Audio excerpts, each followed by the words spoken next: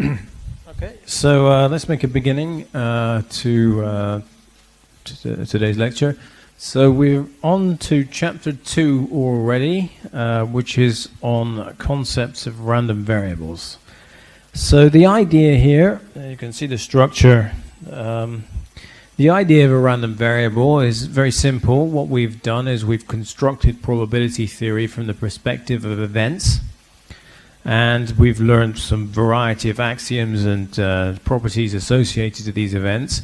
But what we're really interested in, most practical scenarios of interest, is a numerical summary associated to the experiment. For example, if I roll a die, what's the score of the die? If I roll 2 die, what's the sum of the scores? So on and so forth.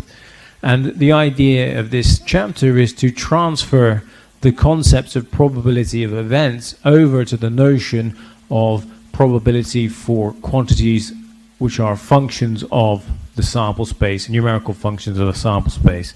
And these functions are called random variables. Okay? And so this concept of random variables is the one that one generally works with in practice. So the overview of the chapter, you can see it in front of you. I mean, these things don't mean a lot at the moment, but basically the things we'll see a little bit today are the notions of discrete probability distributions and continuous probability distributions. And those are basically associated to random variables whose values are lying in a set of countably or accountably infinite values, i.e. discrete, or continuous, where the associated value of the random variable lies in a continuum, for example, the real line or some subspace of it. Okay, and then we'll talk about various scenarios associated to these things, such as something called a CDF, cumulative distribution function.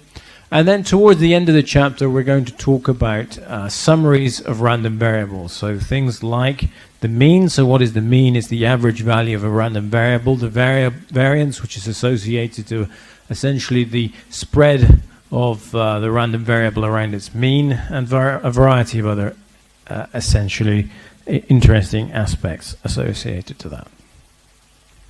Okay, so let's get into this. The first few slides of this chapter are pretty straightforward. So basically, as I said at the beginning of the lecture, it's frequently the case when you have an experiment that we're interested in some function of the outcome as opposed to the actual outcome itself. Okay, so that's often some numerical or collection of numerical values associated to that experiment, and that's summarized by what is called a random variable. So as an example, if you test 100 components, we're often interested in the number of defective electrical components as opposed to the sequence of defectives and non-defectives that result from the testing procedure. Oh, sorry, I've gone right to the end. Okay, so also if you take coin flipping, it's a kind of dull experiment, but anyway, you could be interested in the total number of heads that occur in a coin flip sequence of coin flips as opposed to the actual order of which the heads or tails appear themselves. And these quantities are random, right, because they are associated to this experiment which has outcomes which we are uncertain of. So they are indeed experiments, random quantities, and we want to be able to understand how can we perform probabilistic operations essentially associated to these quantities. Okay, so let's have a look, some examples. So examples of random variables before we've defined them, but anyway. So let's take a sample space where we flip a coin twice, and so there's a sample space where you have an outcome which is 2 heads, 2 tails, head, a tail, tail, and head. Okay. So let's design a function on the sample space, okay, which is the number of heads obtained. Okay, so what is this? So if you don't know what a function is, so this notation is the one that's used. So you take what this blue highlighted thing means is x is a function. You take a point in the sample space and it gives you back a number which is real. So R is a set of real numbers. I hope somebody has told you what that is. I'm sure you know. Okay, so for example, in our example, basically we're defining that as the random variable as the number of heads obtained. So if you give me the point in the sample space S, which is HH, I return the value 2. If you give me the point in the space, which is h tails, I get the value 1. The space in the value th, I get 1. Tt, I get 0. Okay?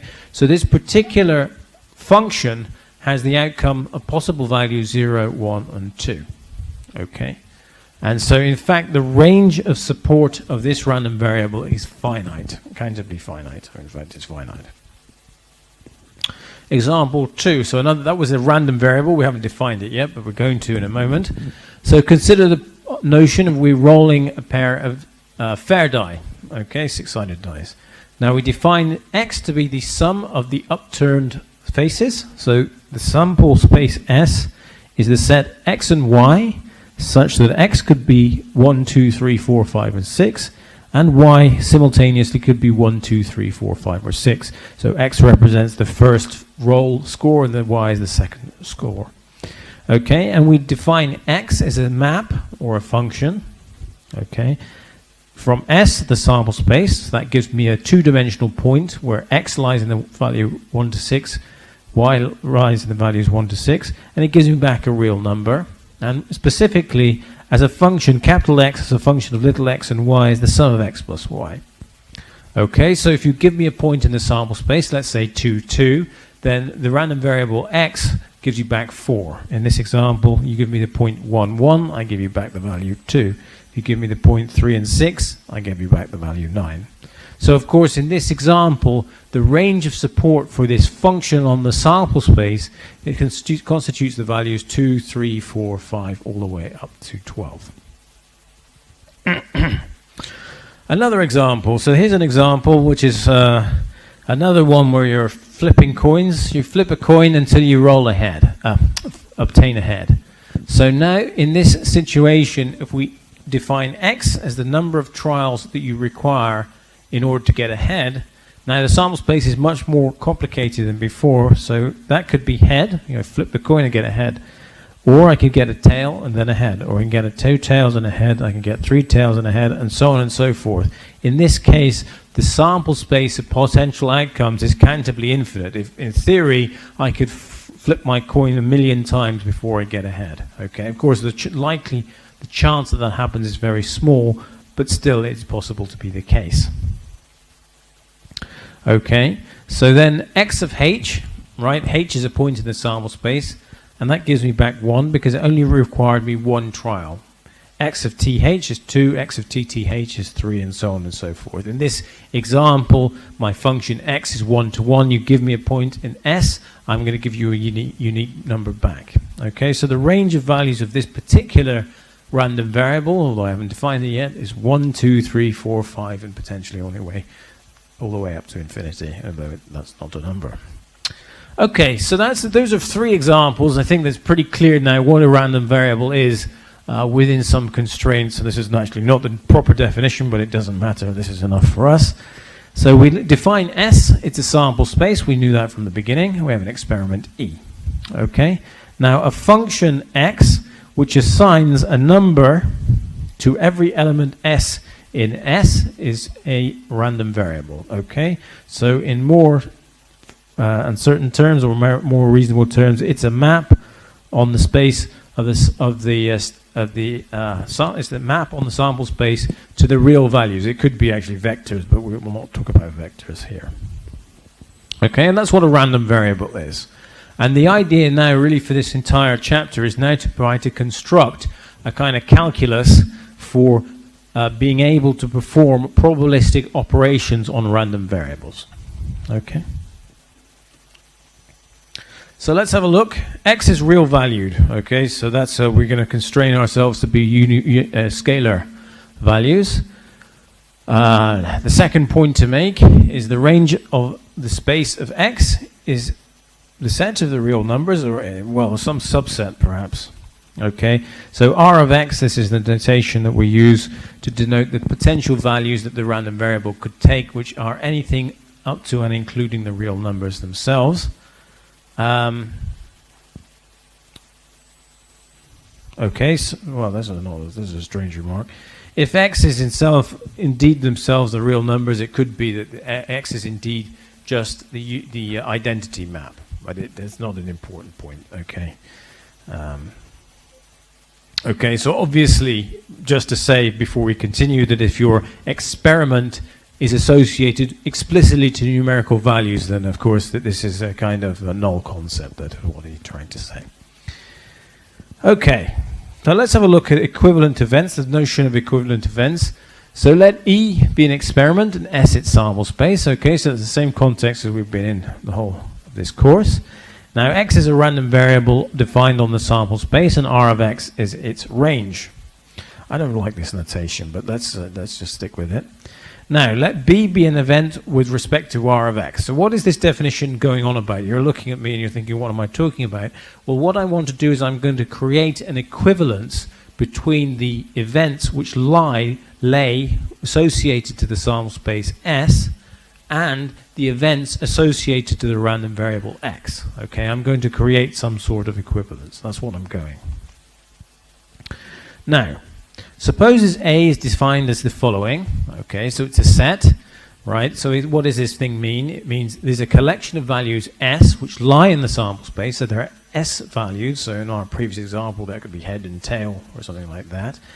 But so that X of S belongs to B. Okay, so B is a set which is a subset of the real line. So what I'm saying is I take all those S's in the sample space which uniquely define, or hopefully uniquely define, values of the random variable which belong to a set B, where B is a set or a subspace of the real line. Okay, so in words, if you don't like what I said, you can read exactly what it says because it's very informative. In words, A consists of all the points in the sample space S for which X of S belongs to B. Okay, so in this example, or this case, what we say is A and B are equivalent events. That is to say, the probability that B occurs is exactly the same as the probability that A occurs. Okay, because basically the probability of A, so this is a language which we have already understood, right? We have the event A, we have a sample space, we know unions, intersections, complements, so on and so forth. We've got our axioms of probability, we know how to work with them. We have now some equivalence between the space of the random variable and the potential values that random variable could take, and how that relates back to our original experiment. Okay. In general, and I will say this just to take into account, in general, really the only thing we care about is the left-hand side of this equation. Okay. We generally only care about making probability statements on the random variable itself. We seldom care about the original underlying sample space. But the point should be made that that probability space that we've constructed is directly related to the underlying language of random variables. That's really what I'm trying to say, or what we're trying to say in this slide. So let's have a look at some examples, and hopefully this will clarify what it is that I'm going on about. So we consider flipping a coin twice. S is the space H, H, H, T, T, H, T, T. And X is, again, our favorite, the number of heads obtained. Okay, so we remember that the number of heads obtained could be any number between 0, 1, or 2. Okay, now just as a note on notation, this is, it's important, yes. So normally, when you write a function, so you've probably done some nice courses in mathematics about functions of variables, f of x, f of y, so on and so forth. Normally you write the argument. In probability, we tend to omit the argument. So I don't write x of s, I just write x. Okay. It's basically the convention which is used throughout probability theory in general. Normally you will, unless you're doing something very technical, which is well beyond graduate level work, or even at graduate level, you then really write s, you write x. Okay. Anyway. That's not for us to worry about. Okay, so therefore, now if I define the event A1, so remember what is A1 and B1. So remember that back in our definition, right, B was the space, was a set which lies on the values of the random variable. A is the space which lies in our sample space of our experiment. So now A's here, they're going to be the space of our experiment. The B's are going to be our random variable. So now if we define the set A1 as the single position of the sample space which gives us 2 heads, then what that means is for our random variable, that produces the number 2, because we have 2 heads. Okay, so these two sets are equivalent, and I easily know that the probability that A1 occurs, well, that's 1 over 4, and that's exactly the probability that I get 2 heads. Okay. Similarly, if I take B2 is equal 1, right, then there are 2 outcomes in the sample space which produce the value 1. The first one is I get a head or a tail. The second one is I get a tail and a head. Okay, so in this case, the probability of A2, well, that's a quarter. That's the probability of getting this one, plus a quarter. That's the probability of getting this one. So the probability of that event is a half. And indeed, that's the probability that I get 1 head out of 2 flips. Similarly, if I took at B3, B3 is the set 0. Well, this is the case I get no heads. Well, that's exactly equivalent to the set I get 2 tails. Now, if I think about now the set A4, so A4 becomes more complicated because it's not associated to necessarily singular values of the random variable. So I have HH, HT, and TH. Okay, so in this case, the number of heads could be 1 or 2. Okay, or 2 or 1, doesn't matter the order. The probability of this occurring is 3 over 4. The probability to this one in words basically means the chance that I get 2 or more, 1 or more heads. The probability I get 1 or more heads is 3 over 4.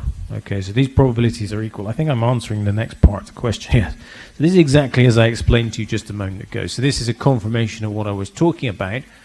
Again, let's have a look at this one because we've just talked about it. So A4 was the set HH, TH, HT. Okay, so the chance of getting TH is a quarter, the chance of getting HT is a quarter, the chance of HH is a quarter. You add them all together, that's the probability to get A4, that's 3 over 4. That's the same as the probability of getting 1 or more head, okay, which is 3 over 4. All these sets, and exactly as I said them as I was talking about them, each of these events are equivalent.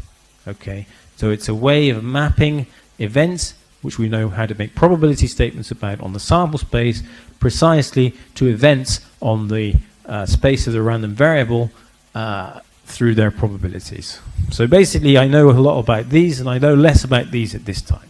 Okay, that's what I'm trying to say. Okay, so you can summarize these probabilities in this table. Okay, so you can look at this. So you have table, so the number of heads x, and that can be 0, 1, or 2. And we know the probabilities of those events. The probability that we have no heads, that's a quarter. The probability I have 1 head in those 2 flips is a half, and 2 is 1 over 4. Okay, and of course, if I sum these probabilities up, I get back 1. Okay, and we're moving on to the concept of probability mass function. Okay, let's have a look at our second example. So our second example is the notion that you have 2 fair die. And I want to ask myself, what's the probability I get a 3? Okay. So I know the sample space S, right? Because that's the first roll x1, I'm talking about this line here, is 1, 2, 3, 4, 5, 6. And the second roll could be 1, 2, 3, 4, 5, 6. There are 36 possible combinations. And x of x1 and x2, okay, so this is the second bullet point, so this position and this position, you give me those values. This is a random variable, which gives you back a number, which could be 2, 3, 4, up to 12. Okay, so this is what I've just said here. Okay, now what am I interested in? I'm asked the question, what is the probability that a sum of these 2 rolls is 3? So in our language on the space of the random variable, I've got the set 3. Okay. Now, that's equivalent to which event? Well, I had to get, in order to get 3, there's only 2 cases. I roll a 1 and a 2, or a 2 and a 1. Okay, and the chance of this happening, well, this is 1 over 36 plus 1 over 36 is 2 over 36 is 1 over 18. Okay, that's what it says there. Okay, very quickly, if you want to remember how to do that. So this is the event. We have the equivalence. I know this one. I don't know how to compute this one, but now I've transferred back to the language I was happy with in our chapter 1, which is this one. And now I know how to do operations and probabilities associated to events on the sample space. So the probability of this is the probability of the union, because they're, of course, disjoint events. And then the probability of this one, as I said, is 1 over 36. This one is 1 over 36. The probability is 1 over 18. So basically, I can work with the events on the original sample space, and I can still answer questions about probabilities associated to the random variable itself.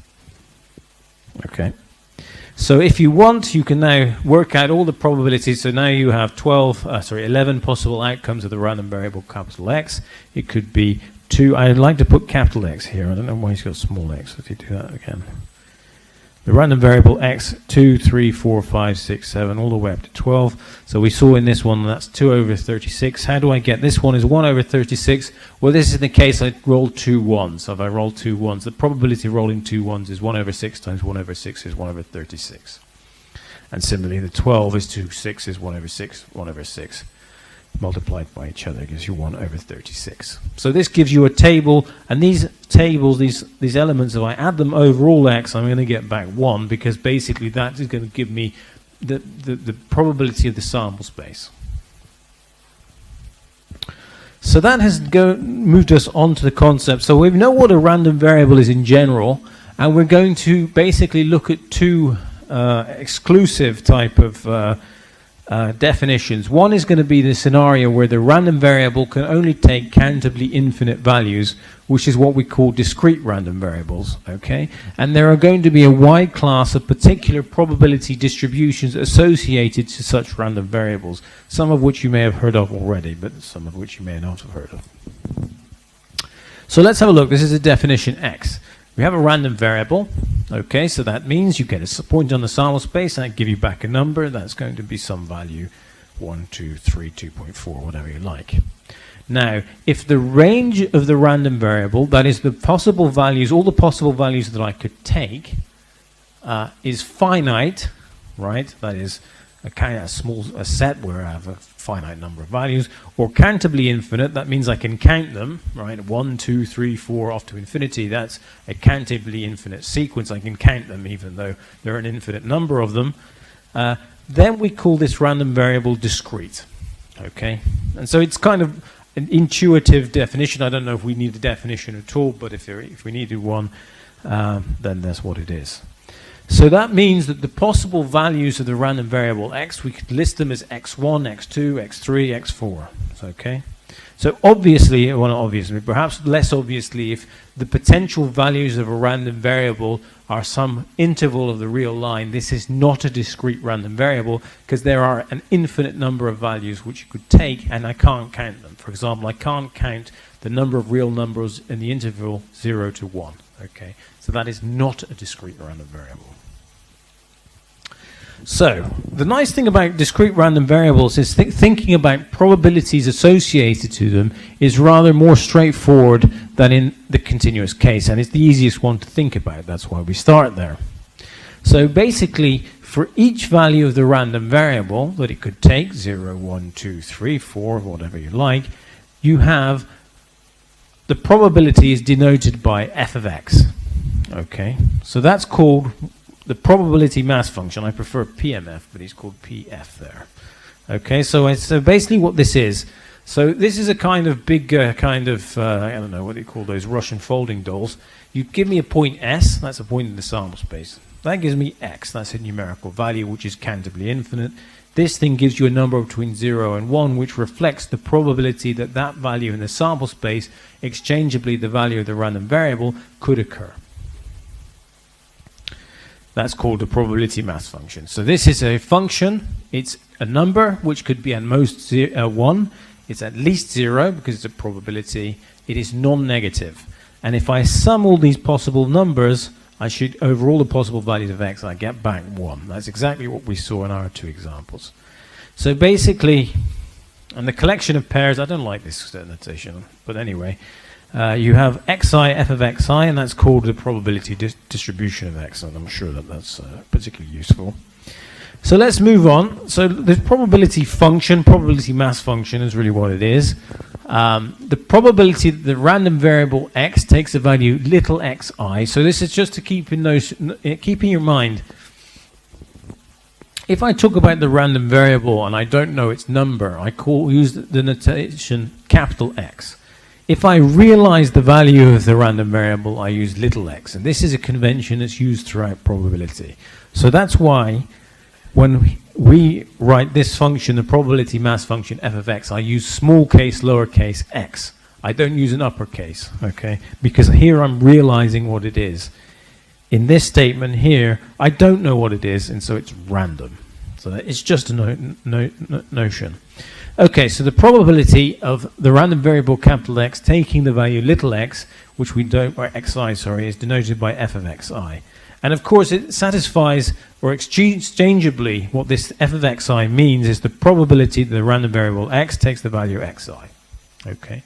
Now, this thing is a probability mass function, so it's a probability, that number is a probability, so of course it must be at least 0, okay, whatever value of xi I take, and it must be, well, it must be at least 1, so the sums of all possible values of the xi's must be equal to 1. If you do not have this, this is not a probability mass function. Okay, let's have a look at an example. We've already seen an example, we've seen 2 examples, and we're going to repeat those examples. So again, in our flipping the coin twice, remember we count the number of heads. The number of heads is at most 2, at least 0, and could be 1.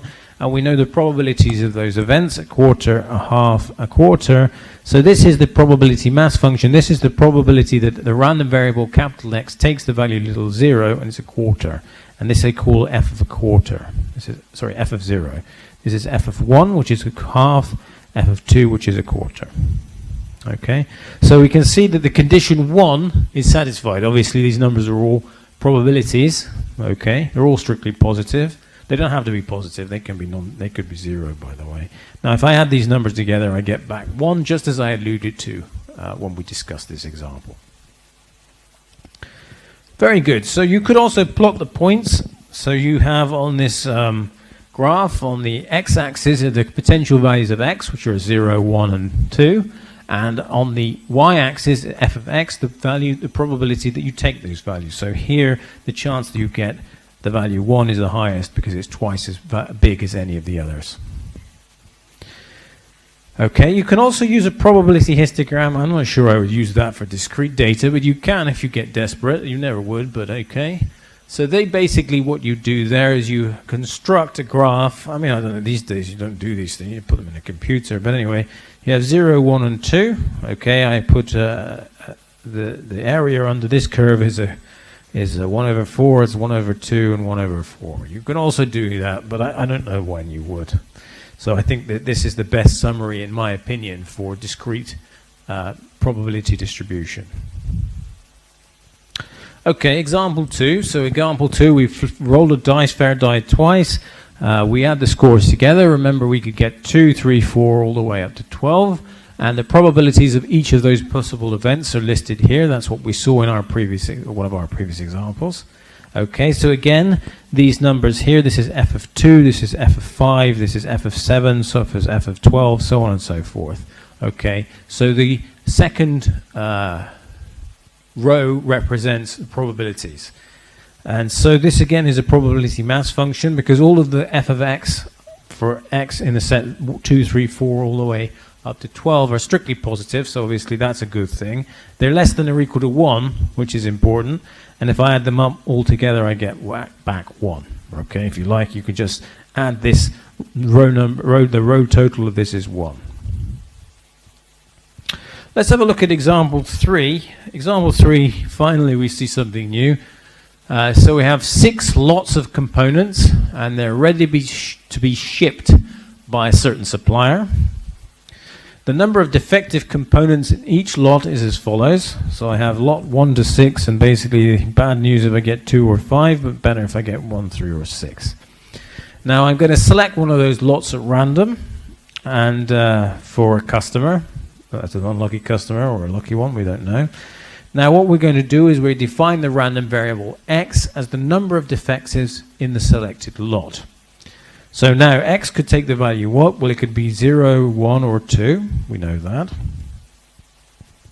Now, of the 6 equally likely outcomes of one lot, because they're randomly chosen, basically I can get 0 in 3 times, I could get 1 once, and I get 2 twice. Okay, so that's basically here. So I could get 0 here, here, and here. I could get 1 here or get 2 here. So basically the probability that I get 0 is going to be 3 over 6. Okay, the probability that I get 1 defect, I have to select lot 4, that's 1 over 6. And the probability to get 2 is I get 2 over 5, so that's going to be lot 2 or lot 5, so that's 2 over 6. Okay, and that characterizes precisely what my probability mass function is for this problem. Okay, it's a simple one. I have 3 possible values. 0, 1, or 2 is the values of the random variable, and the associated probabilities are a half, a sixth, and a third. They're all strictly positive. They're less than 1. You can't have them bigger than 1. And I add them together, I get back 1. Okay, very good. Okay, example 4. So example 4 says I have a random variable capital X. It has potential values 1, 2, 3, and 4. And I'm supposing I want to find a constant C such that f of x is equal to c of x is a probability function, probability mass function. Okay, so this is only defined, so if you like, you're defining this quantity only for the values 1, 2, 3, and 4. If I have the value 5, f of x is defined to be 0. If I have the value 25, f of x has the value 0. Okay, that's what he says, and this is what this red thing means here.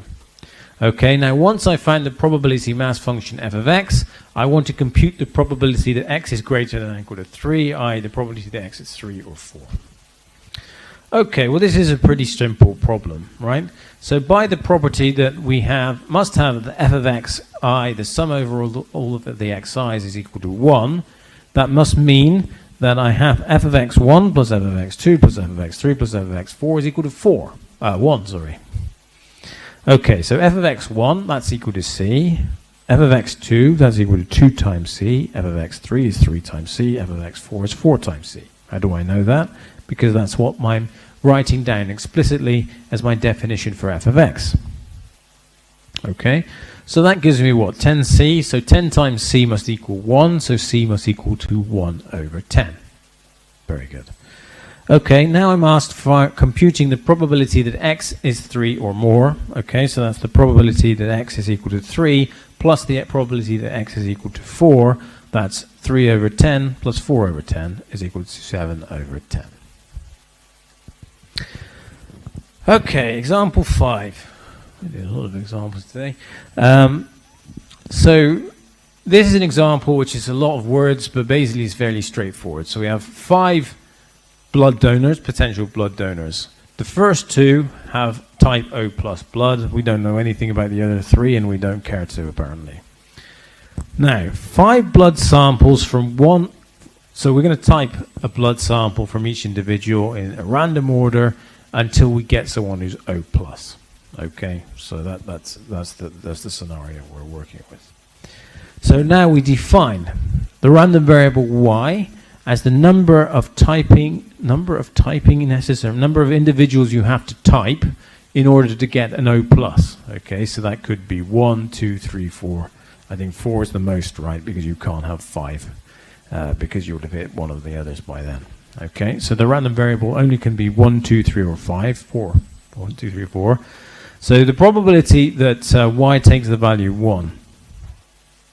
So the probability that y takes the value 1 will be that you have to type A or B first, right? Because I type A, i.e. that individual's O plus, I'm good to go. Or I type B, that individual's O plus, I'm good to go. Now, the implication here is that basically there's a random order, so I don't know how I'm going to choose them. So the chance I choose A first is 1 over 5, and the chance I choose B first is 1 over 5. So the chance I choose A or B first is 2 over 5. Okay. Now, when I'm thinking about 2, it's more difficult, because now what do I have to do? So if I have y takes the value 2, I have to type one of C, D, or E first, okay, and then I must choose A or B. Okay, so you can do this combinatorially if you like. So the total number of orders you can choose. So first of all, here I've got 5 choices and 4 choices, so there's 20 possible choices here. First time out, I've got 3 choose possible 1 choices because I want to choose one individual from 3. Then here I've got two possible choices because I want to choose two individuals from two, one individual from two. So this is basically 3 times 2 over 5 times 4 is 0.3. And it gives you f of, of 2. Okay. Right, now f of 3, it's very similar. F of 4 you don't need to do, by the way, but let's just do f of 3. So f of 3 is the probability that y is 3. Okay, that means that I type one of C, D, or E, then I type another of C, D, or E, and then I type A or B. Okay, so again, in the denominator, I've got 5, I've got 4, I've got 3 choices. Okay, so that's 60 choices in the bottom. In the top, I've got 3 choices first time out. Then I've got 2 choices because I've got 3 possible choices of C, D, or E. Then I've got 2 possible choices of D or E or C or E or D and E, you know what I mean. And the last one, I've got 2 possible choices of A and B. Okay, so the possible choices in the numerator is 3 times 2 times 2 over 5 times 4 times 3 is 1 over 5 is 0.2. Very good. Now, if I want to compute f of 4, you look at it, well, you can do all that, but you don't need to, because we know that the random variable y can only take the value of 1, 2, 3, or 4. I have computed here the value, it takes 1, 0.4. I've computed the value, it takes the value 2, it's 0.3. So then the value it takes 3 is 0.2. Okay, so 0.2 plus 0.3 is 0.5 is 0.9. So that means that f of 4 must be 0.1. And indeed, if you did the calculation, which someone has apparently wanted to do, you get 0.1. But there is no need to do it because we know precisely the probability sum to 1. Okay, f of y is equals 0. Otherwise, I mean, I don't know why you would write. I mean, it's important to note that, but that's the key point. So the probability mass function of the random variable y, we're using y instead of x just to change things up, I suppose. So y can take 1, 2, 3, 4. The associated probability is 0.4, 0.3, 0.2, 0.1. They sum to 1. They're positive, and so on and so forth. Very good. Okay, so let's have a look a bit more into more details for another view of this probability mass function. Yes, you can think of it this way. You can often think of, and actually this is often the way that people do things. So what we have done, we start with our experiment. To our experiment, we link a random variable, and then associated to the probabilities on the sample space, we constructed our probability mass function. However, you can just think about constructing a mathematical model for a discrete population from the beginning. And this is the example that we are going to follow.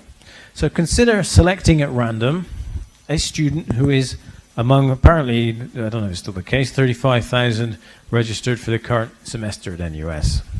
And X, capital X, denotes the number of modules for which the selected student is registered, and suppose X has a probability function, which looks like that, probability mass function, which looks like that. Apparently you must take 1, and you can take it most at 7. That's very funny, but anyway. So one way to view this situation is to think of a population which consists of 35,000 individuals, each which having their own value of X. The proportion with which each x value is given by f of x.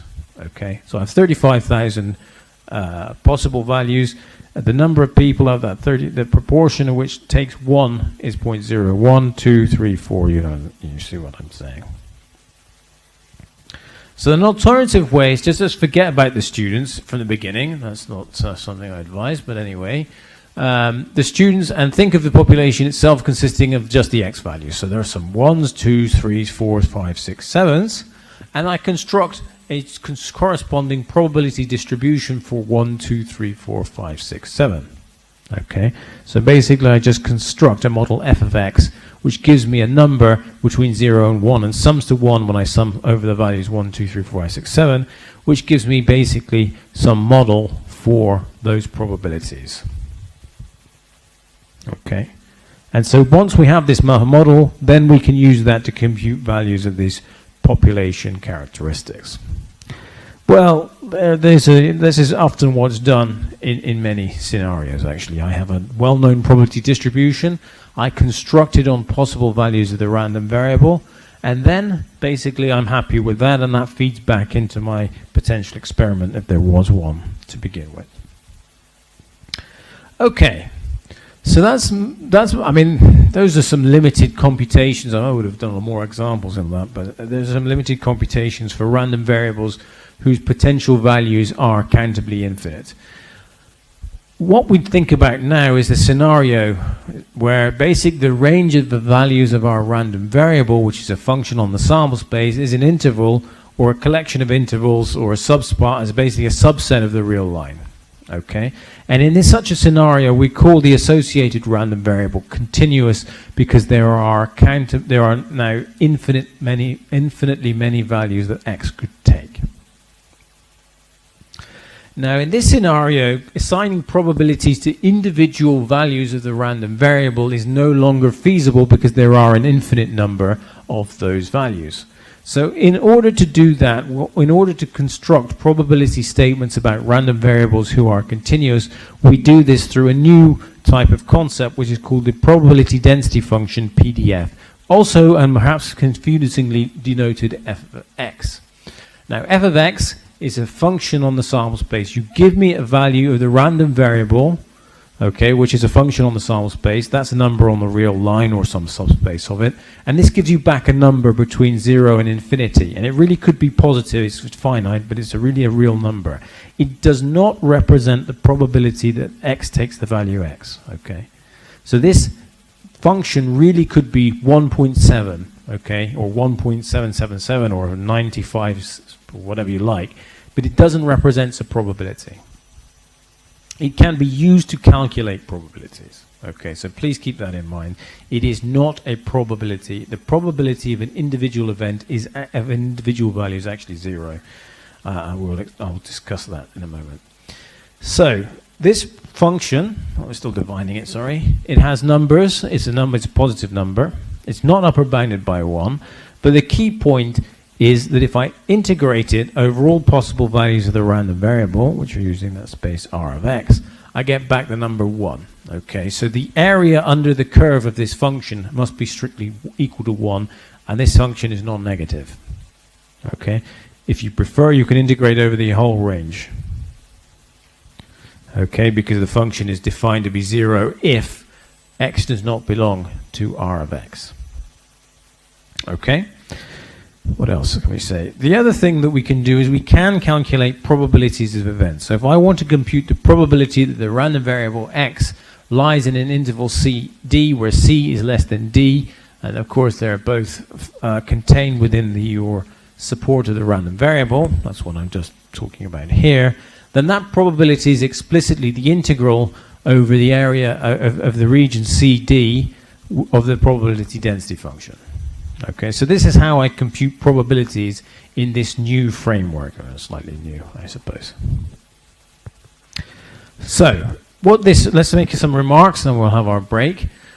Remark 1, so the probability that x lies between C and D is just the area under the curve. Okay, so you have this nice PDF between -4 and 4 in this case. Okay, I'm talking about this nice figure here. Okay, if I take my value c, which I guess is -1 and 1, roughly, this area which represents the integral is precisely the probability that the random variable lies in that interval. As I said to you a moment ago, the probability that a random variable takes any specified value in the support is 0. There is no chance of it happening. Okay, right? Formally, well, this is correct. I mean, this integral, so if you integrate here, for what we've learned, you may have learned about integration, if you integrate over a point set, you get 0. This actually is there's a formal reason, mathematical reason for that, which we're not going to discuss, but basically, if you like, we can think of integrals on a point or point sets or collections of points having precisely 0 area under the curve. So there is no chance, so please keep in mind that any probability density function is not the probability the random variable takes the value x. Okay, it cannot be, it has probability 0. Okay, so that means that basically what it means is if I want to compute the probability that the random variable x lies in the interval is less than or equal to d and bigger than or equal to c, that's the same as if I don't care. I can remove the strict inequality. I can go from this one to a strict inequality. I can do this one. I can do with this one. They're all statements which are equivalent because the probability of points is 0. Okay, it's not the case in discrete because the probability of a given point can be non-zero. But in the continuous case, they are 0. So if you have a set A, the probability of A equals 0 does not mean, of course, that A is empty, right? Because I can take the set X, which is a point. The probability of the point is 0, but of course the point is not an empty set. That's not an empty set. Okay, and so, okay, and of course, the point is that you can set f of x equal to 0 outside the support of the random variable. Okay, this is what this means here.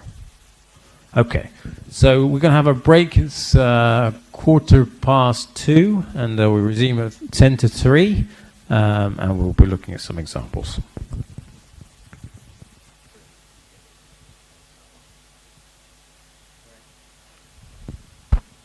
Okay, so let's resume. Before you resume, we've got the very exciting news that the midterm is now scheduled. So you will have a proper email later, but it looks like, so it's going to be March the 12th, which is a Tuesday at 8 p.m. And we still expect some people to have clashes, but essentially it's almost impossible to schedule a midterm with almost 500 people without a clash. There'll be a makeup if you can't make it. Okay, and also we will tell you which topics are going to be on the midterm. Again, it looks like it's going to be just chapters 1 and 2 because of the CNY holiday next week. Some tutorials will get missed, and so that's why we're going to cut back on the material. But that's only good news for you because you have less things to be ready for. Okay, so anyway, don't think that's not official news. That's going to be coming out later. I guess I'm just giving you a kind of preview before you get the email. So let's go back to this concept of continuous random variables and our calculations associated to them. So now what we're doing is we're going to be doing some integration. We did summation, not very much of it for discrete random variables, but basically everything you can do with discrete random variables, you can try and do that with the continuous. So we define the PDF f of x as to be equal to c times x, if x is in the set 0 to 1, and again, it doesn't matter if I put less than or equal to signs here, it does the same thing, and 0 otherwise. Okay, so I want to know what is the value of c, presumably, and I want to do some probabilistic calculations with this component. So it says I want to find the value of c, and I want to find the probability that x is less than or equal to 1, the probability that x is between 2/3 and 1/3, and the probability that x is less than 3/4. Basically, once you can do A, you can do all the rest. So part A, so remember that what we have is a function, so c times x for x in the set 0, 1 is obviously non-negative, so that's already the main point. Then what we have to do is we have to show that if we integrate over the range of the random variable, we get back the number 1. Okay, so that means I want to integrate c times x between 0 and 1. Now, this is non-negative only if c is positive, and of course that's what we're going to have. So now we want to integrate x. The integral of x is x squared over 2, as I'm sure you all know. Okay. Then I want to evaluate that at 1, and I want to subtract the value at 0. So that's 1 over 2 minus 0 is 1 over 2. So the value of this integral is c over 2. So if I want c over 2 to equal 1, I want c to equal to 2. Okay. So hopefully the calculation there is very straightforward.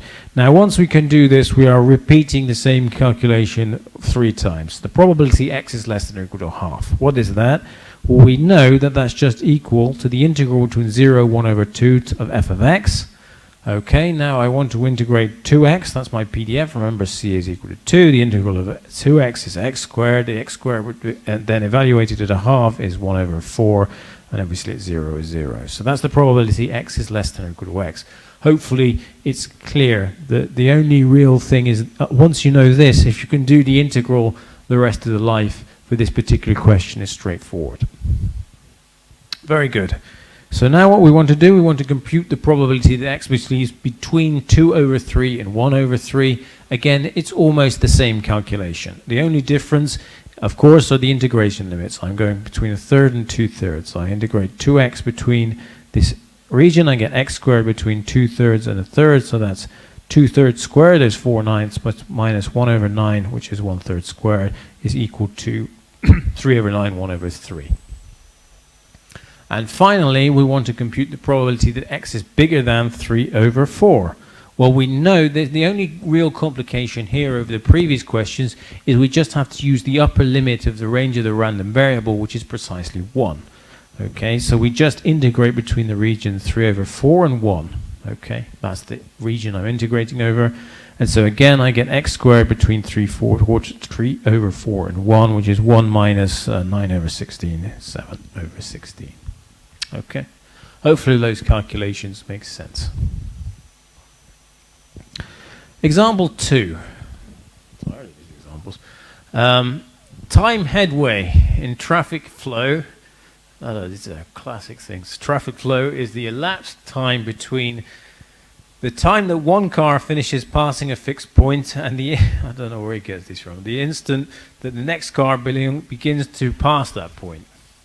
Let x equal the time headway for two randomly chosen consecutive cars on a highway during a period of heavy flow. Okay, I get from that the blue light. That's the only thing I care about at the moment. If the PDF of this headway or time headway, it looks like this. Actually, this is a very well-known probability density function. It's actually called a shifted exponential distribution, but we haven't studied that yet, so don't worry about that. So this function is defined to be 0. Otherwise, we should read this one first. It's 0.15 e to the power minus 0.15 x minus 0.5 if x is greater than or equal to 0.5. It's basically a shifted exponential density. So basically, at the point 0.5, you have this asymptote and it just decays down to 0 very fast, exponentially fast, unsurprisingly. Okay, this thing has a potential for being a PDF. Note that the support of the random variable is now unbounded. Right? This says x is greater than or equal to 0.5, so the random variable could potentially be in a region like minus 500,000 to 10 million, right? It's potentially very large, but you see that this exponential function is decaying to 0 fast, so there's a chance it could be a PDF. It turns out it is a PDF. You can show it integrates to 1. Okay, it's non-negative. It's an exponential function multiplied by a constant. Does it integrate to 1? It does. Let's do the calculations. This is not too difficult. Okay, right. So what I want to do is I want to show that the integral over the range is equal to 1. So I have the integral between minus infinity to infinity needlessly, because basically I go from 0.5 to infinity. The rest of the function is 0 otherwise. And that's the function that we wrote on the other page. Now, all I want to do is to compute this integral, and if it's 1, I have a PDF, and if not, I don't have a PDF. How do I do this? Okay, so the first thing he does, he has 0.5 minus 0.5 times minus 0.5 times 0.15. He doesn't like that, so he takes it outside. There's a constant, you can take that outside of an integral. And I have the integral between 0.5 and an infinity of e to the minus 0.15x. So the integral of e to the minus ax is minus 1 over a, e to the minus ax, where a is a constant, which is happening to be positive, or in fact it can be any constant if you like. So this is the integral of this integrand, okay? And I'm going between 0.5 and infinity. Very good. So in infinity, what do I know? Well, in the limit, as x goes to infinity, I have e to the minus x or e to the minus ax for any positive constant a. I get back 0. So basically that's where he gets this 0 from. Okay, and then at 0.5 I can put that in this function. I got minus 0.15 e to the minus 0.5 times 0.15, excuse me. So then I have this coefficient times this, that's 0, so I get 1 over 0.15, that cancels with this one, that's e to the 0.075. This one is e to the minus 0.075, so I multiply them together and I get back 1. Okay, so this function integrates to 1. A lot of you are from CS and engineering, I'm pretty sure you can do these calculations, but if there's any calculation you don't understand, please do stop me. It looks like you're all very happy one way or another, so I'll continue. So this density function for this rather convoluted situation is a legitimate PDF, that's great. Now we're asked the question, what is the probability the headway time is at most 5 seconds? Okay, so apparently everything was in seconds. So that is to say the probability that x is less than or equal to 5. Okay, well, we do our calculation one more time.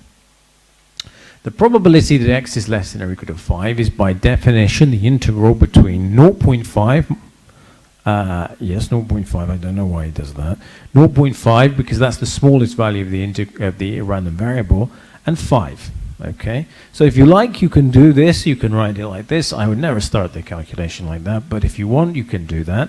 The point is that f of x is defined to be 0 in the interval minus infinity to 0.5, so I don't care about it. So you can just jump to here if you prefer. I wouldn't have a problem with that, and I don't think anyone else would have either. Okay, and now we're just doing the calculation of computing this integral, and we know how to do the integral already. There's nothing complicated about it because we did it on the previous slide. So again, the technique, he takes out the constant 0.15 times e to the 0.075, that's just a constant, and now I'm computing this integral, that's e to the minus 0.15x, okay, which is minus 1 over 0.15 e to the minus 0.15x. That's my integral. My integral limits 5 and 0.15. I evaluate this at 5. That's that number there. I can take the 0.15 out. Yes, it's very good. He's got rid of that. So I get minus e to the 0.75 when I evaluate there. I get e to the minus 0.0075 here. And then I compute this thing and I get 0.4908. It's a number between 0 and 1, so at least I have something sensible. And that's the calculation for this example. Okay, very good. So we're slowly moving on. So one thing which is particularly useful is a cumulative distribution function. Okay, and it's basically, you saw that in this calculation, this one here, right? And basically, actually in this one here, I essentially did the same integration twice, and it was okay. I mean, you know, first time there's some novelty, but the second time I'm just a bit bored. And you can save yourself this job for a lot of problems by computing the cumulative distribution function. So what is this thing defined to be? And it's defined for any random variable. It could be continuous or could be discrete, but in general it's more useful for continuous random variables because you have to compute integrals or sums, and we know a lot more things about integrals than we do sums, at least in terms of analytic calculations. So what is this cumulative distribution function? We have used the abbreviation CDF. So you hear me saying CDF, I mean the cumulative distribution function. It's a function of the random variable and is defined precisely to be the probability that a random variable x, capital X, is less than or equal to some smaller value, little x. So this number, the number that you've got on this right hand side is a number which could be 0 but is at most 1. Okay, it is not the probability density function, right? So the density function, remember, in the continuous case f of x, is not the probability that anything happens. It's just a non-negative function. You have to work with areas. This one is explicitly a probability as a function of a random variable, f of x. So how do we compute? So as I say, you can do this. It's defined for either continuous or discrete random variables. For discrete random variables, it's a little bit more difficult because generally computing analytic values of sums are not available in many examples. There are some, but not many, not that many of interest. So if the random variable x is discrete, okay, then the discrete random variable, then the value the CDF f of x is equal to the sum over all values of the random variable x, which we were noting t, right? Why are we using t? Because you cannot sum over x, right? Your x is a limit of your sums. You cannot use the same summation limits and the arguments. So this is a dummy argument, which is t. So I'm summing over all t's which are strictly less than or equal to x. Okay, or if you prefer, so f of t, remember, is the probability mass function, explicitly represents the value that the random variable takes, the probability that the random variable takes, the value t. So this equivalently is the sum over all t's less than or equal to x of the probability mass function, which is the probability that x is equal to t. And it looks like a step function, right? So if you take a random variable, This is the probability mass function, right? So the probability that x takes the value minus, well, basically it takes the value anything until 2. I don't know what this is supposed to be. Is it dirt on the screen? No, it's really the plot. So the probability that x takes the value 2 is something small. It takes the value 3, takes the value 4, 5, and 6. Okay. Now the associated, so this is the mass function. It's this kind of a spiky graph. The value of the associated CDF is not a graph like this. It's a step function. So here, if I take the probability that x is less than or equal to 2, it's basically the probability that x is equal to 2. It's this small number here. Now, until I reach the value 3, I stay the same, right? Because the probability is not increased. Now, when I get to 3, I jump up, because this probability plus this probability should be this height here, and so on and so forth. I keep on jumping. So when I get to 6, the sum of these probabilities are 1, and I stay at 1. So f of x is, remember, capital F of x is a number between 0 and 1. Once I've hit the value 1, I stay there. So it's a step function. There are some discontinuities. These discontinuities are the values where you have the jumps of the value. So here I have the probability x is equal 4. So I've added that to all these probability. That's why I've got this one is jumped. Okay. It's important to note that the CDF looks like this. For a discrete random variable, for a continuous random variable, it looks different. I hope he's going to tell us that. He isn't going to. Okay. So for any two numbers, A or B, I can work out the probability that x lies between A and B, where A and B is such that A is less than or equal to B. They're numbers. So the probability x is less than or equal to B, but bigger than or equal to A, is the same as the probability that x is less than or equal to B minus the probability that x is less than A. Okay, so that this one I know it, right? This is the probability that x is less than or equal to B, by definition, is capital F of B, the CDF. Okay, now this one I have to be careful. If we work with discrete random variables, the probability that x is less than A is a little bit more difficult. So A minus is the notation we're using, and just keep in mind what it means. It represents the largest possible value of x that is strictly less than A. Okay, it's kind of funny actually. Let's, it doesn't have an example yet. I'm surprised. There's one time you need examples. It doesn't have it.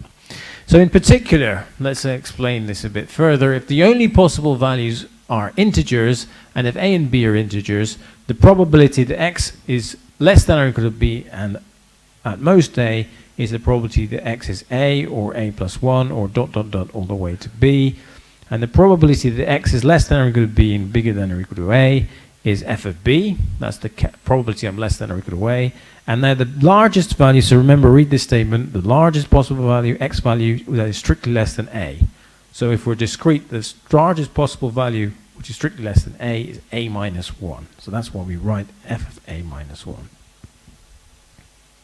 So if A is equal to B, the probability x is equal to A is f of A minus 1. Capital F is what I'm talking about here. Okay. So we're going to see some examples soon, I hope. But in the case of a continuous random variable, now what we have are areas to the left. So again, the CDF is now the integral between minus infinity and x of f of t dt. And when you're doing your calculations, and we will do calculations, this is a little x, right? I cannot put an x here. I cannot integrate with respect to x. So I change my argument from x to t. It doesn't matter. I could put u, I could put v, I could put w. It doesn't matter. But so long as it's not x, it is not a mathematically correct statement to put f of x dx here. You can't integrate with respect to x and have the integral limit x. It does not make sense. Okay, so that's why we use t. Okay, what is it? What is the probability density function? So this is the PDF. Remember, it's a non-negative function. The area under the curve is 1. This is the CDF. This is f of x. That's the probability that we're less than or equal to, I don't know, minus 1, minus 0.9 or something. That's the area. Okay. In the case of a continuous random variable, the CDF is a non-decreasing function. So the thing is, so this is a PDF between minus 3 and 3. So obviously the probability of less than minus 3 or less than or equal to minus 3 is 0. Okay, now as this area of the curve grows, so does this value of the CDF, right? So here this area is 0.2, so the value of the CDF is 0.2. Now, as I go higher in the values of the support of the random variable, so this area accumulates, and so this value of the CDF increases. In our context, the cumulative distribution function is a strictly continuous and increasing function, monotonically increasing or non-decreasing. Okay, so basically at some point the integral under the curve is 1, so basically I'm at 1. Okay, so that's the CDF for a continuous random variable. These are much easier to work with in the continuous case. You can find the CDF from the PDF or vice versa. So if I know the CDF and I differentiate it with respect to x and that derivative exists, I can obtain my PDF. Okay, this is an exchangeable thing. How do I get that? You can easily see it here, because this is my CDF, right? Now if I integrate this, if I am allowed to differentiate it, if I differentiate that with respect to x, I get this thing here, and that's equal to the derivative of this integral. Now to differentiate the integral, all I do is I differentiate x, that's 1, I substitute it into this, I get f of x, and I subtract the derivative of a minus infinity for the purpose of differentiating is 0, so I don't worry about the lower limit. So the derivative of this integral is precisely equal to f of x. Hopefully you've learned differentiation of integration, differentiating integrals. If you haven't, then you can take this as a fact. Of course, I have to be able to do all these derivatives in the first place. Okay, so basically if I've got my CDF, I can get my PDF. If I've got my PDF, I can get my CDF. This is only applies for continuous random variables because, of course, the derivative does not make sense in the case of a discrete random variable because the possible values of x are discrete and we do not have a concept of derivatives for discrete spaces. Okay. So the probability that x lies between the interval a and b, okay, which is the same as the probability that x is between a and b, and as you get rid of this inequality, is the same as capital F of b minus capital F of a. So I can compute these things very easily. So what am I trying to say? So if you remember when I started talking about these things, I was looking at this exponential type example. We computed the integral. That was to verify it was a PDF. And then we computed the integral again to get this probability. But indeed, if I can calculate this once for every x, okay, and now I can compute the statements about probabilities of intervals just by evaluating the function as a function of x. Okay, so it's a one-time calculation. Not every time I want to do a calculation of this type, I have to keep on doing that. It's very tedious. So it's a time saver in other words.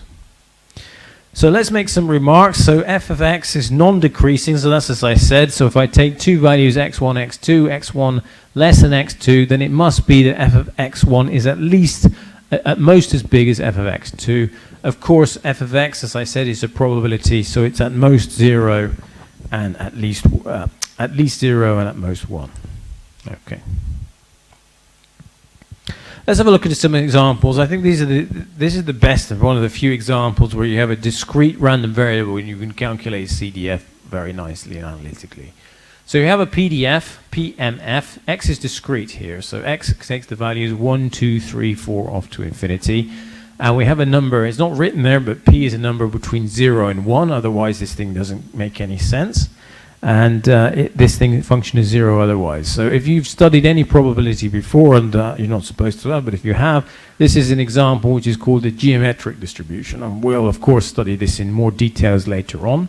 But it has an explicit interpretation as counting, I can't tell you without telling you a lot more.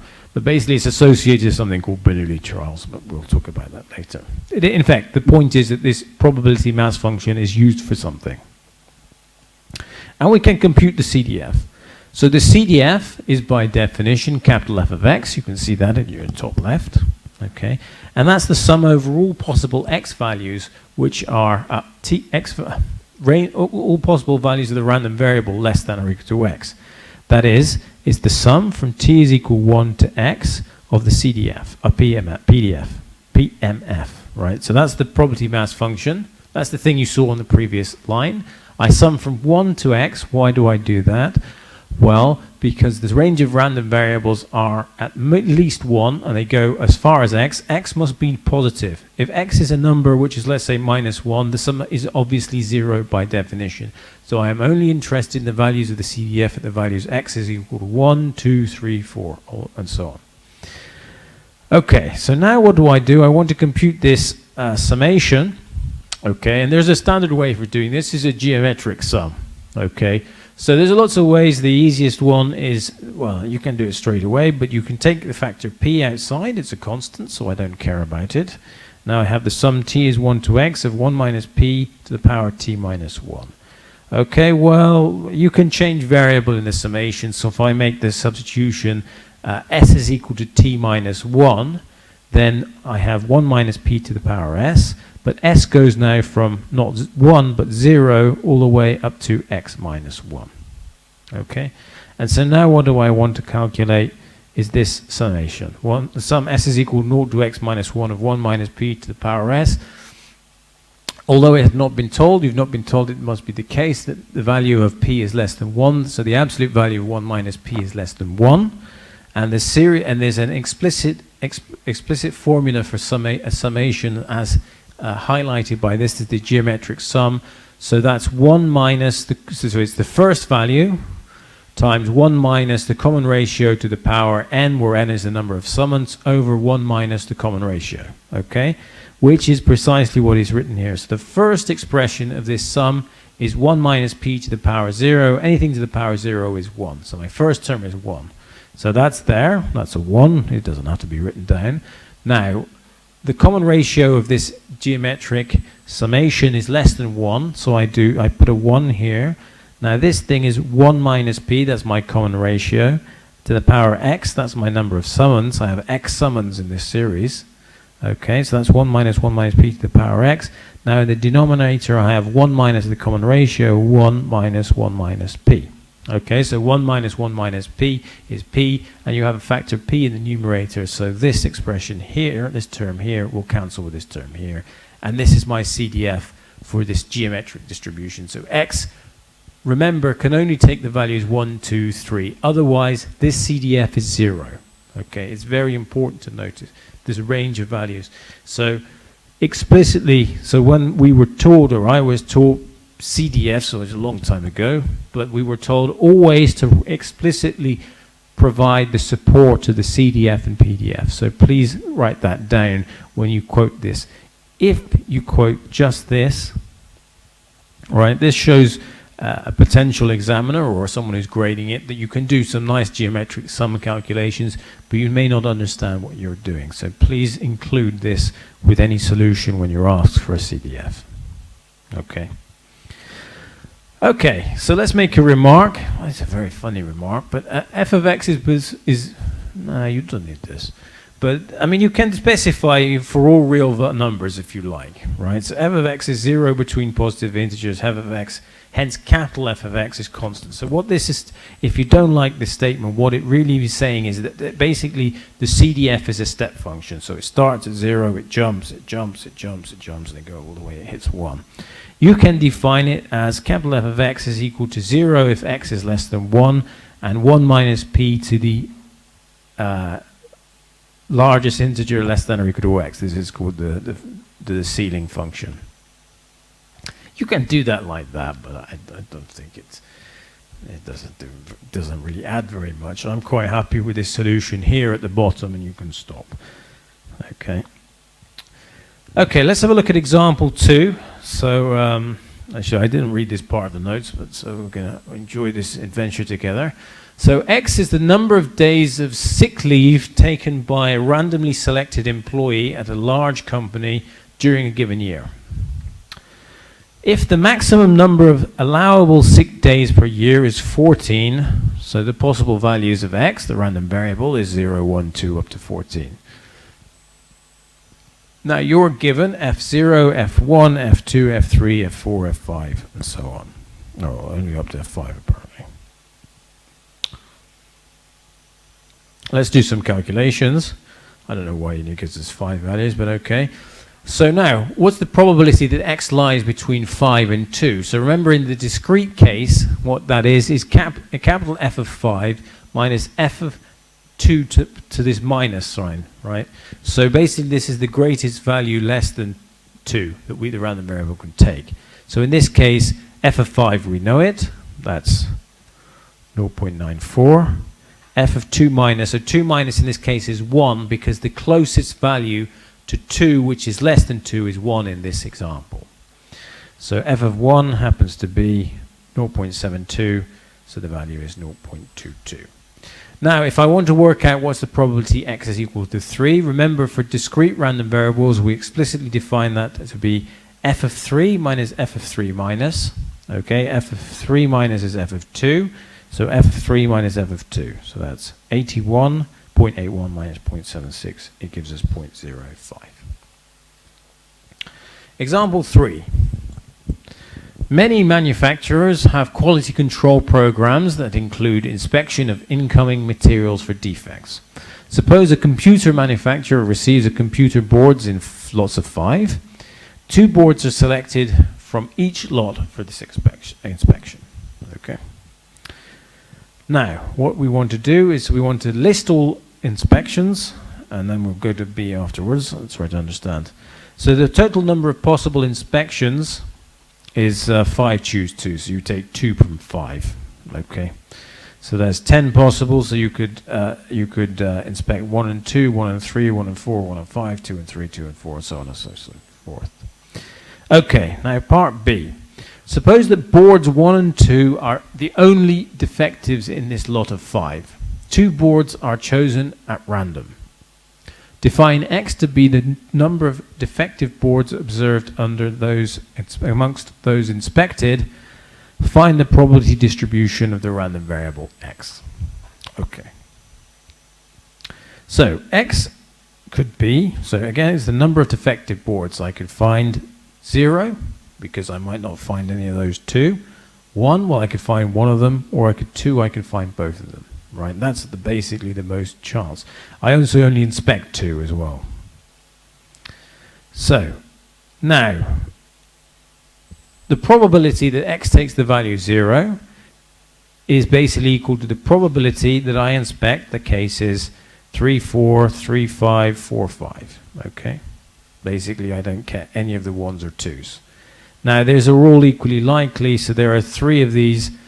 So that's 1, 2, 3 over 10 possible chances that the probability that occurring is 3 over 10.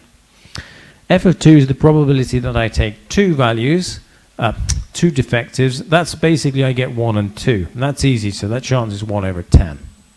Okay, so now I know this one, I know this one, so 3 over 10 plus 1 over 10 is 4 over 10, so the probability I get 1 is 1 minus 4 over 10 is 6 over 10, or 3 over 5. And f of x is 0 otherwise. Okay, so now we have the probability mass function. Now we want to compute the CDF of x. Okay, this one is very straightforward. F of x, so the probability x is equal to f of 0 is clearly equal to the probability that x is 0, right? Because basically you could only be 0 in this situation, so that's 0.3. It's important, right? Remember that it's less than or equal to, and we're discrete. So it's very easy to make the mistake that f of 0 is 0, and it's not in this case. F of 1 is the probability that x is less than or equal to 1. That's the probability that x is 1 plus the probability x is equal to 0, which is 0.3 plus 0.6 is 0.9. And the probability I'm less than or equal to 2, well, here it must be 1, because 2 is the maximal value of the random variable. So the probability I'm less than or equal to it must be 1, precisely. So the CDF, we're not finished. F of x is defined that we have 4 possible values. It's 0 if x is strictly less than 0. That's the careful point. It's 0.3 if x is less than 1 but greater than or equal to 0. It's 0.9 if x is less than or equal to, bigger than 1 but less than 2, and 1 otherwise. Okay, so it's important to understand that these values are more tricky to think about in this discrete case than they would be if x was continuous. Okay, so now our favorite example, which is that the density function f of x is 2x if x is between 0 and 1 and 0 otherwise. We want to compute the CDF of x, And you should know how to do this because we have done it about 3 times already, 2 times maybe. So the CDF of x, f of x, capital F of x, is the integral between minus infinity and x of f of t dt. Okay, remember the dummy argument for the integrand. Okay, well if x is less than 0, obviously this is kind of nothing because the identity function is 0. If x is between 0 and 1, right, obviously you have the integral between 0 and x of 2t dt. And if x is at most 1, it's just equal to the integral between 0 and 1, 2t. Okay. Those are the 3 situations. So you have to be careful with the range, but not as careful as when you were discrete. So obviously this case is 0. This one is going to be t squared between 0 and x, which is x squared. And this one is going to be 1. Okay. So the calculations, how to do those calculations. So again, obviously this one is 0 because this is by definition 0. This is 0. This one, so the integral of 2t is t squared. T squared between 0 and x is x squared. And this one is t squared between 0 and 1, which is equal to 1. Okay, so that's where that calculation comes from. Example 5, how many examples do we have left? Oh, it's a long one. All right, I think we'll finish with example 5. I think we're going really very good rate. So we may finish early, which you may be happy to hear. Okay, so we devote X around as the vibratory stress on a wind turbine. Actually, this has come from a turbine pipe blade at a particular wind tunnel. Actually, this is a real example. I've actually heard of this. So we have a following PDF. Fx semicolon theta. So first of all, this is your first, one of your first examples where you have an unknown, so theta, so x, so what this notation means, x is going to be the random quantity, our random variable. The semicolon means this is a function of theta. So theta in this example is going to be fixed. We're supposed to know it. Okay. And it's defined to be 0, otherwise, or this function, which is this e to the minus x squared, x over theta squared for x bigger than 0. You can see it's nice, looking nice because you can really compute the integral of it very easily. Okay, very good. So that's my PDF. It's basically for this vibratory stress. Actually, this is an example. It's a real example. So we're asked 4 questions, which we're going to try and complete in the next 9 minutes. First of all, that f is a legitimate PDF. And then we suppose that theta is, well, we'll see the rest of the questions as we get there, but let's do the first part. So, first of all, f of x, well, it's non-negative, right? This is, x is positive, so this is nice and positive. The exponential function is our friend, it's always positive. So we have that, that's nice. Okay, now what we want to do is we want to verify that the integral over the domain of the random variable r of x is precisely 1. Okay, so that is, I integrate over all possible values of x, I get back 1. Well, again, remember x is the function is only non-negative between 0 and infinity, so that's good. Now what do I want to do? I want to integrate this function. This is a funny notation, you don't need to do anything like that. If I want to integrate this function, well, the derivative of e to the minus x squared over 2 theta squared, if I differentiate that, I'll get minus x over 2 theta squared times e to the minus x squared over 2 theta squared, right? So this is basically very simple to integrate because you just put multiply by minus 1 the function.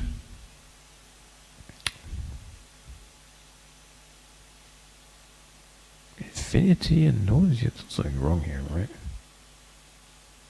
And naught is 1, yes, okay, that's correct. So it's e to the minus x squared minus 1 over 2 theta squared. So infinity I get naught, at naught I get 1, I minus naught, and I get back 1. Okay, this is just a simple integral.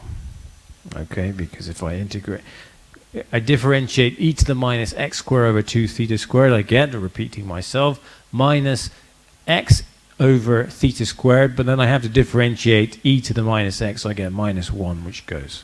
Okay, so it's just a standard integration chain as with the chain rule.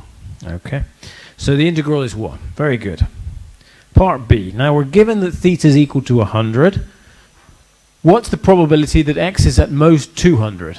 Less than 200, at least 200. Okay, very good. I think we should do C before B, but okay, let's do A at B. So the probability that x is less than or equal to 200 when theta is equal to 100, okay, is the integral between minus infinity and 200 of the density function, okay, and I'm evaluating when theta is equal to 100.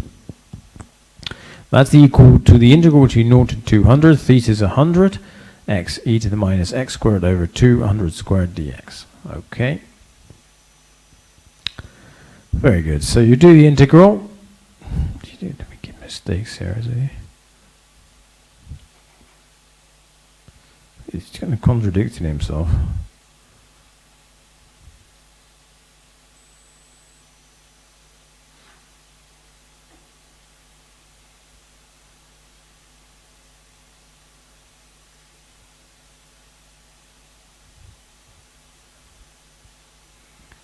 He's got this minus signs floating in the wrong place, I think.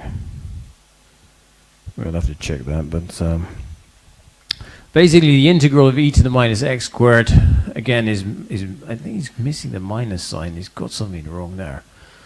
But basically you compute the integral between 0 to 200 of this density function, and you get back the value 0.8647. I think he's got something wrong there. Okay.